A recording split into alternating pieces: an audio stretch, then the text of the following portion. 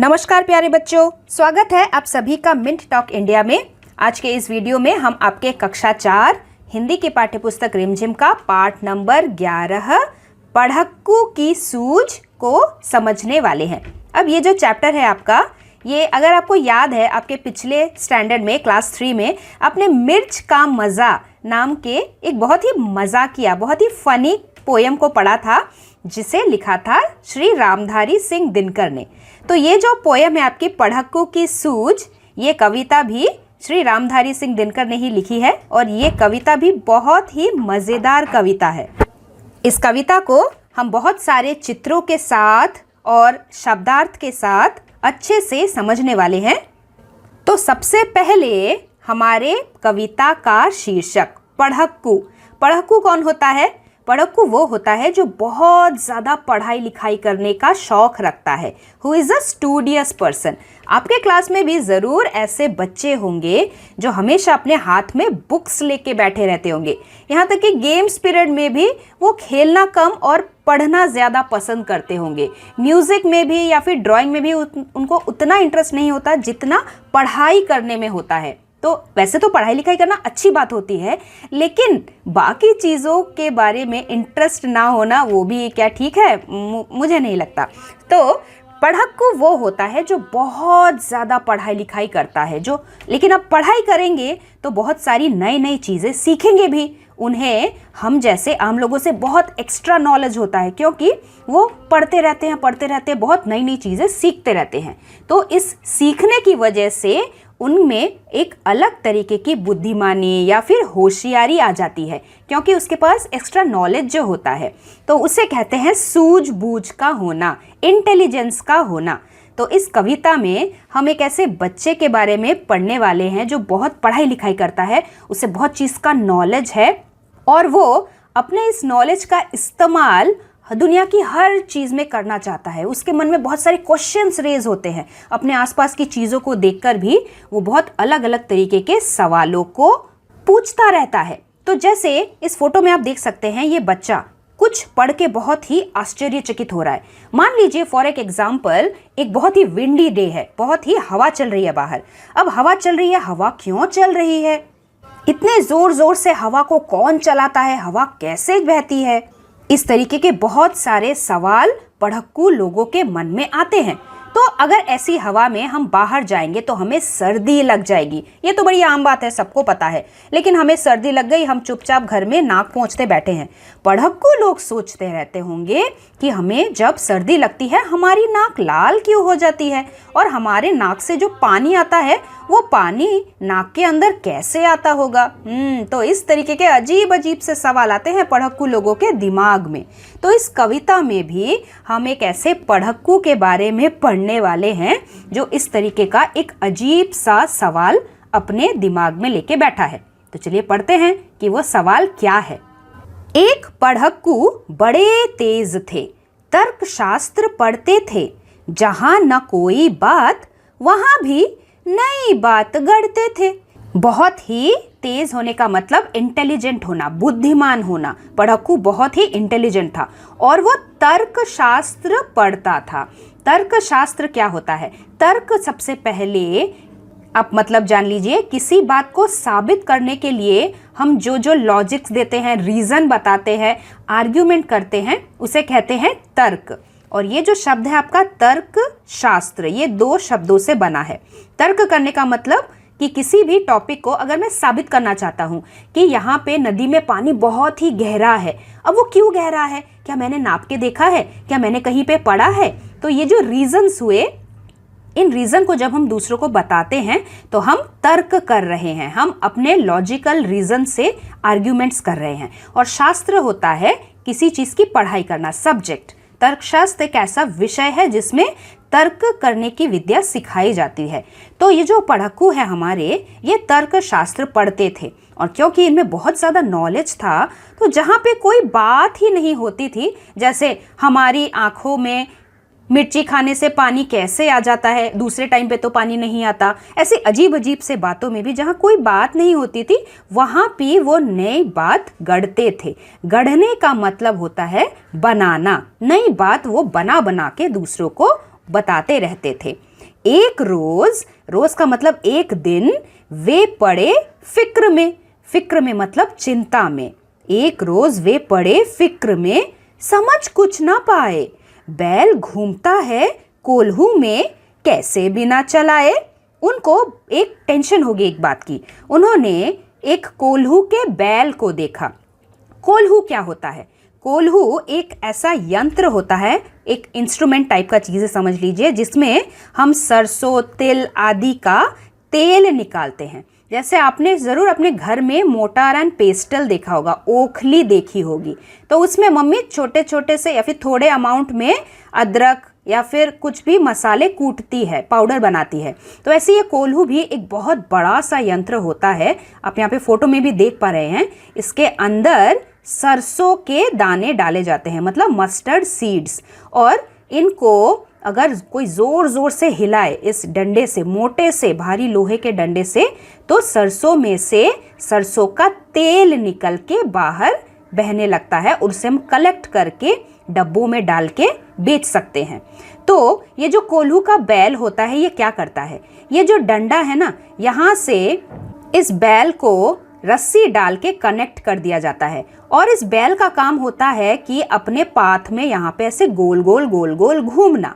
तो हमारे पढ़क्कू सोचते हैं कि ये जो बैल है, इसको तो कोई पीछे से धक्का नहीं मार रहा है, ना ये हमारी तरह, इंसानों की तरह समझदार है कि हमने एक बार बोल दिया कि तुम यहाँ पे गोल गोल घूमोगे, ठीक है, और इसने समझ लिया। ऐसा भी नहीं है। तो फिर ये जो बैल है हमारा, ये कैसे घूमता है कोल्हू में, कैसे बिना चलाए?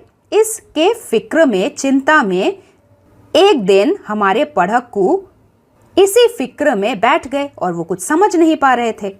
कई दिनों तक रहे सोचते, मालिक बड़ा गजब है।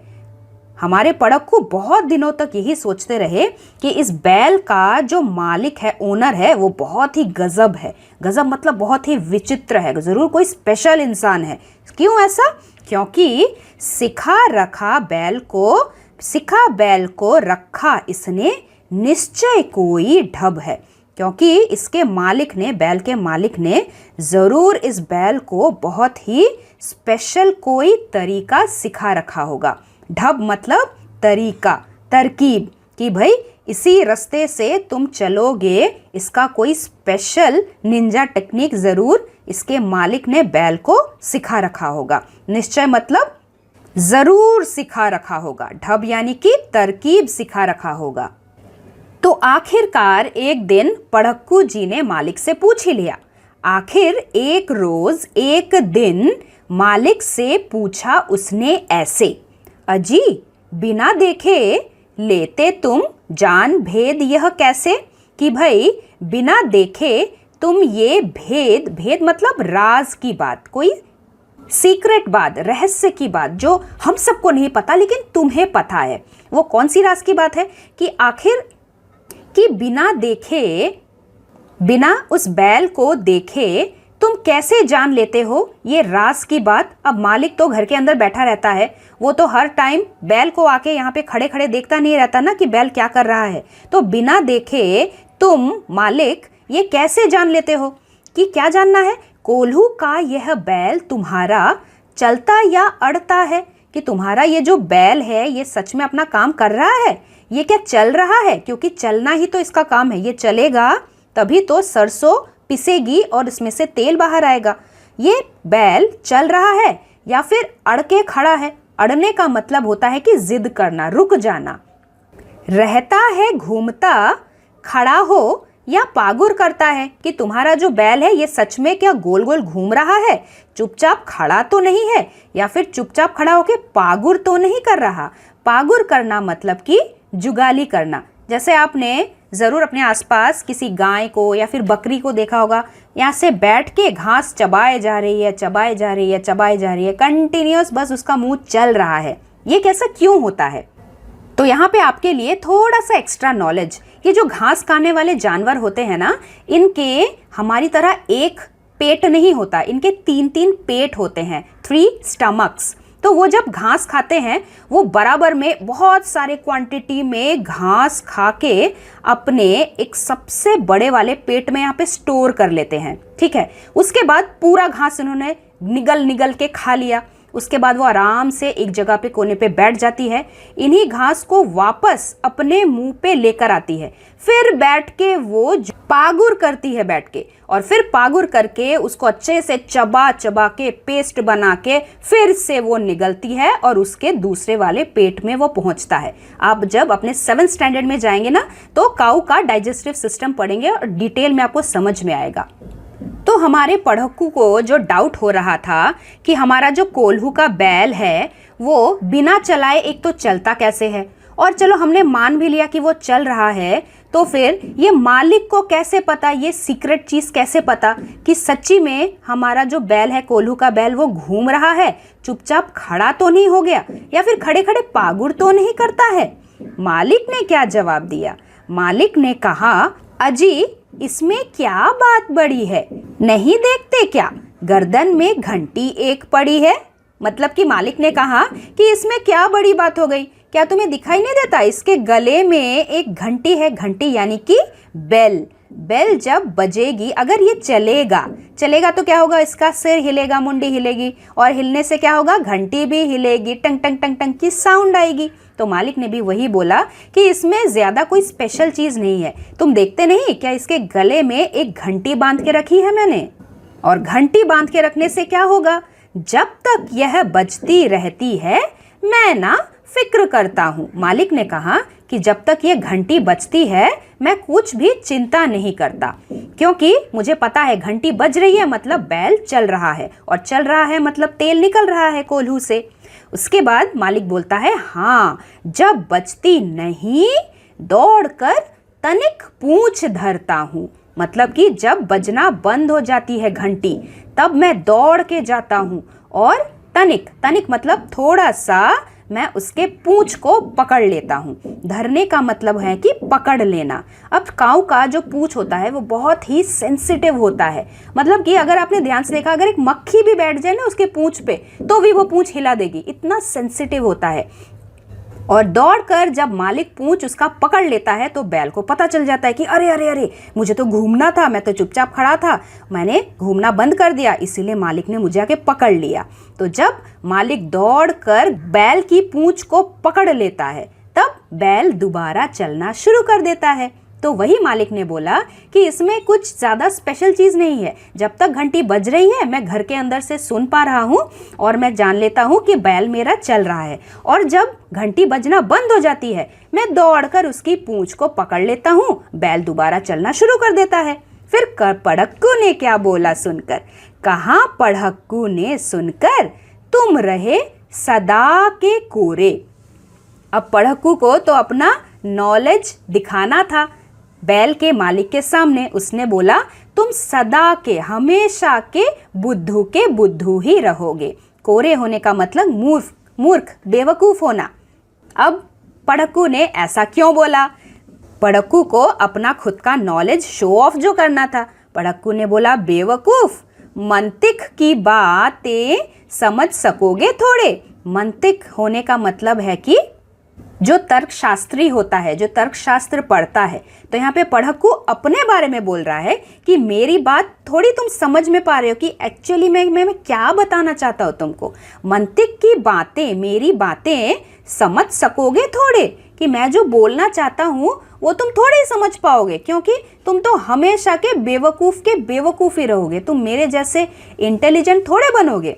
अब पढ़क्कू ने ऐसी बातें क्यों कही? क्योंकि उसने बोला कि देखो मालिक, अगर किसी दिन बैल तुम्हारा सोच समझ अड़ जाए, कि किसी दिन अगर बैल तुम्हारा खुद सोचने लगे कि ये मालिक कितना बुरा है, मुझसे कितना काम करवाता है और मुझे खाने को भी ठीक से नहीं देता, तो फिर अगर बैल ऐसे सोचने लगे, सोच समझ के वो अड़ जाए, अड़ जाना मतलब जिद पे आ जाना, स्टबर्न हो जाना, चलने से मना कर देना।